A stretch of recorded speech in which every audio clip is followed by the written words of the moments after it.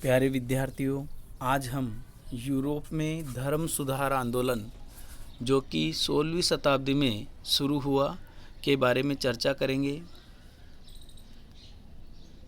प्यारे विद्यार्थियों, मध्यकाल में यूरोप का मानव जीवन का हर क्षेत्र धर्म से अनुप्राणित था। यूरोप के अधिकांश देशों में रहने वाले लोग ईसाई मत से दीक्षित थे और ईसाई जगत का प्रमुख उस समय पोप को माना जाता था। रोम का चर्च सभी चर्चों में प्रमुख था और रोम के चर्च का जो प्रमुख है वो पोप कहलाता था। चर्च और पोप की ताकत मध्यकाल में बहुत ज़्यादा बढ़ गई थी। मानव जीवन का हर क्षेत्र, चाहे धार्मिक हो, राजनीतिक हो, सामाजिक हो या न्यायिक हो, पोप के द्वारा संचालित था। सभी प्रकार की शक्तियाँ पोप के हाथ में केंद्रित थी, परंतु इतना महत्वपूर्ण होते हुए भी पोप और उसके द्वारा नियुक्त धर्माधिकारियों का नैतिक पतन धीरे धीरे होता जा रहा था और उनकी धन लिप्सा, भ्रष्टाचार आदि भी धीरे धीरे बढ़ते जा रहे थे, जिसके कारण 16वीं शताब्दी में अर्थात पुनर्जागरण के बाद लोगों में जो नवीन प्रकार की सोच विकसित हुई, तर्क और चिंतन के ऊपर जोर देने की जो शुरुआत हुई, उसने धर्म के स्वरूप को या धर्म के बारे में सोचने के लिए लोगों को मजबूर कर दिया और परिणाम स्वरूप यूरोप में 16वीं शताब्दी में धर्म सुधार आंदोलन शुरू हुआ। आज हम धर्म सुधार आंदोलन के प्रमुख कारणों की चर्चा करेंगे। धर्म सुधार आंदोलन के प्रमुख कारणों की अगर बात की जाए तो सर्वाधिक प्रमुख जो कारण था वो था पुनर्जागरण का प्रभाव। 14वीं से 16वीं शताब्दी में यूरोप में एक नवीन प्रकार के विचार लोगों के अंदर देखने में आए, जिनमें तर्क और चिंतन के ऊपर सर्वाधिक जोर दिया गया, विज्ञानवाद को आगे बढ़ाया गया तथा परलोक के स्थान पर यह लोक को ज़्यादा महत्व दिया जाने लगा। जब तर्क और चिंतन की इस प्रकार की परंपरा लोगों में विकसित हुई तो लोगों ने धर्म को भी तर्क की कसौटी पर कसने का प्रयास किया और जब इस प्रकार के प्रयास हुए तो धर्म का जो स्वरूप उस समय चल रहा था उसको उस समय के बुद्धिजीवियों ने या प्रबुद्ध लोगों ने उपयुक्त नहीं पाया और परिणाम स्वरूप धर्म में सुधार की मांग धीरे धीरे जोर पकड़ने लगी। इसी प्रकार आर्थिक परिवर्तन भी धर्म सुधार आंदोलन के प्रमुख कारणों में माना जाता है। पुनर्जागरण के फलस्वरूप व्यापार वाणिज्य में वृद्धि हुई और व्यापार के सिलसिले में लोग विश्व के अलग अलग देशों में जाने लगे। परिणाम स्वरूप व्यापारिक समृद्धि अर्थात व्यापारियों की आर्थिक समृद्धि भी धीरे धीरे बढ़ने लगी और चर्च और पोप के द्वारा या धर्म के द्वारा जो व्यापार के अंदर जो बाध्यताएं की गई, जैसे समुद्र यात्रा करना धर्म विरुद्ध मानी जाती थी, इसी प्रकार सूद पर पैसा लेना और देना वो भी धर्म विरुद्ध माना जाता था। इस प्रकार की आर्थिक बाध्यताओं को अब ये नया वर्ग या नया व्यापारी वर्ग स्वीकार करने के लिए तैयार नहीं था और उनके द्वारा धर्म में सुधार करने की मांग जो है उठाई जाने लगी या बौद्धिक वर्ग जो धर्म सुधार के लिए मांग उठा रहा है उनका समर्थन उनके द्वारा किया जाने लगा।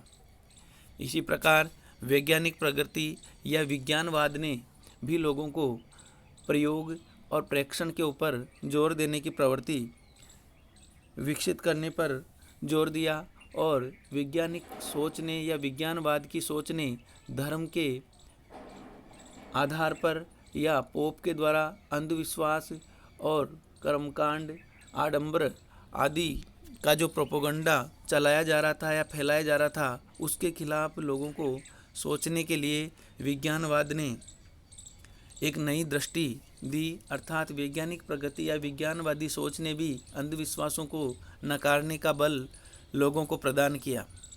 शिक्षा का प्रसार, पुनर्जागरण के फलस्वरूप धीरे धीरे शिक्षा के स्वरूप में परिवर्तन होने लगा।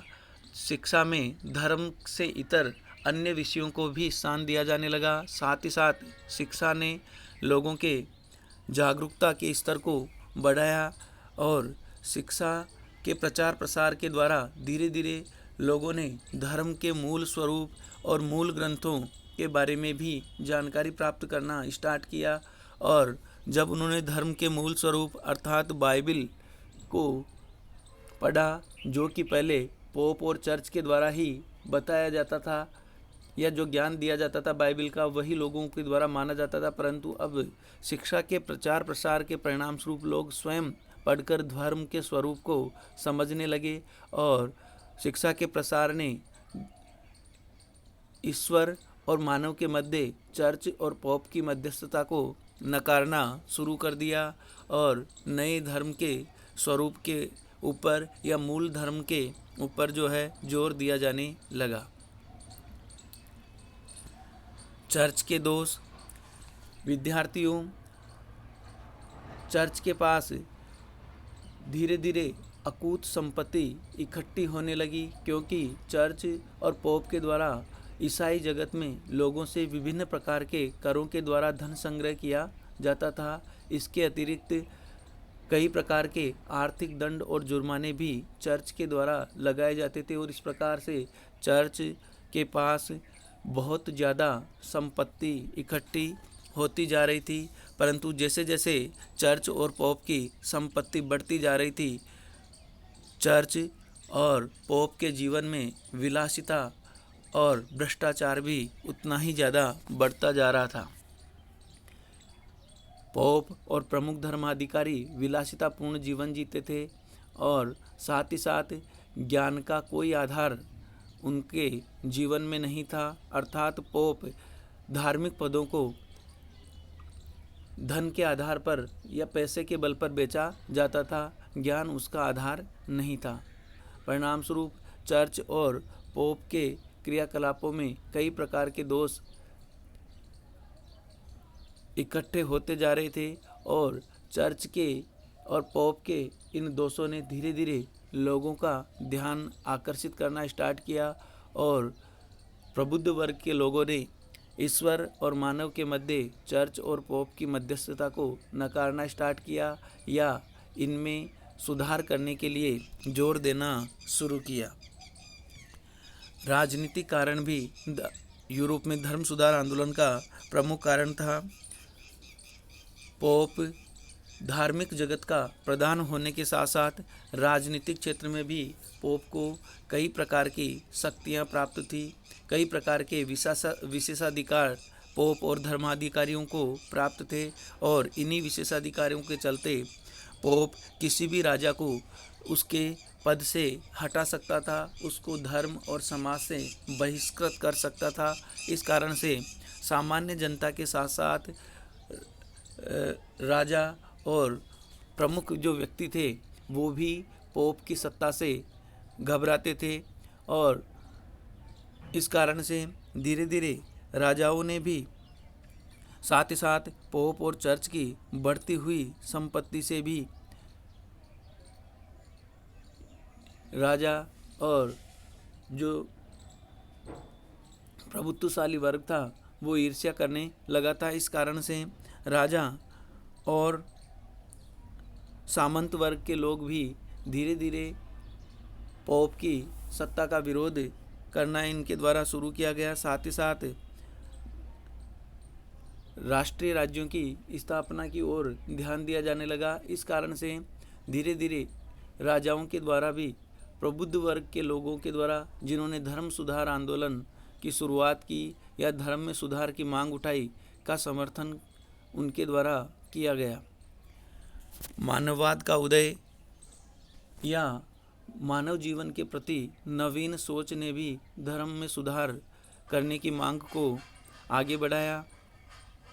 मानववाद से तात्पर्य मानव का इस जगत के प्रति इस लोक की सुंदरता के प्रति, मानव जीवन के प्रति रुचि लेना ही मानववाद था। और इस नवीन सोच ने पारलौकिक जीवन, जिसके बारे में डराकर पोप और चर्च के द्वारा लोगों के जीवन को नियंत्रित किया गया था, इस लोक का आनंद लेने से उनको वंचित किया गया था। परंतु इस सोच के विकास के परिणाम स्वरूप व्यक्तियों ने परलोक की अपेक्षा इस लोक को सुंदर या इस लोक का आनंद लेने का नया विचार लोगों में प्रचार प्रसार हुआ। और इस संसार का आनंद लेने में धर्म जो बाधा बन रहा था, उस धर्म में सुधार करने के प्रति लोगों का रुझान बढ़ा, या धर्म के मूल स्वरूप के प्रति लोगों का रुझान बढ़ा। और ये सब धर्म में सुधार से ही संभव हो सकता था। इसी प्रकार समाज के प्रबुद्ध वर्ग या यूरोप के प्रबुद्ध वर्ग के लोगों ने भी लोगों में बौद्धिक चिंतन की प्रक्रिया को आगे बढ़ाया। और इस प्रबुद्ध वर्ग के द्वारा धर्म के इस विकृत स्वरूप, जो कि ईसा मसीह के द्वारा चलाया गया था, मूल धर्म उससे बिल्कुल उलट था, तो इस विकृत स्वरूप को बौद्धिक वर्ग के द्वारा स्वीकार किया जाना संभव नहीं था। और इस बौद्धिक वर्ग के द्वारा, प्रबुद्ध वर्ग के द्वारा धर्म के मूल स्वरूप की स्थापना के लिए, धर्म के उस स्वरूप में परिवर्तन लेने हेतु या परिवर्तन करने हेतु मांग को आगे बढ़ाना शुरू किया। इसी प्रकार धर्म सुधार आंदोलन का जो तात्कालिक कारण था, वो था पाप विमोचन पत्रों की बिक्री। अर्थात उस समय पोप लियो 10 के द्वारा धन इकट्ठा करने के लिए या संपत्ति इकट्ठा करने के लिए पाप विमोचन पत्रों की बिक्री स्टार्ट की। अर्थात कोई भी व्यक्ति कितना ही बड़ा पाप करके, चाहे हत्या, चोरी, डकैती, बलात्कार या किसी भी प्रकार का पाप करके अगर वो पाप से मुक्ति प्राप्त करना चाहता है, तो पोप के द्वारा जारी किए गए पाप विमोचन पत्रों को खरीदकर, पैसे से खरीदकर, और वो अपने पापों से या कितने ही बड़े अपराध से छुटकारा प्राप्त कर सकता है। पाप विमोचन पत्रों को वो खरीदकर अपने पारलौकिक जीवन को सुंदर या अच्छा बना सकता है।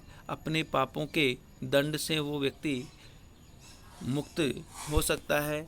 और इस प्रकार के पाप विमोचन पत्रों की बिक्री जब जर्मनी के विटनबर्ग चर्च में जब शुरू की गई, तो मार्टिन लूथर के द्वारा, जो धर्म के तत्कालीन स्वरूप से पहले ही ज़्यादा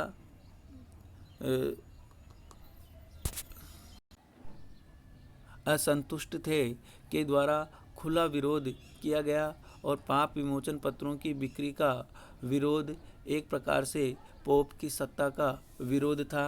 और यहीं से धर्म सुधार आंदोलन की शुरुआत होती है, जिसके बारे में आगे चर्चा करेंगे। धन्यवाद।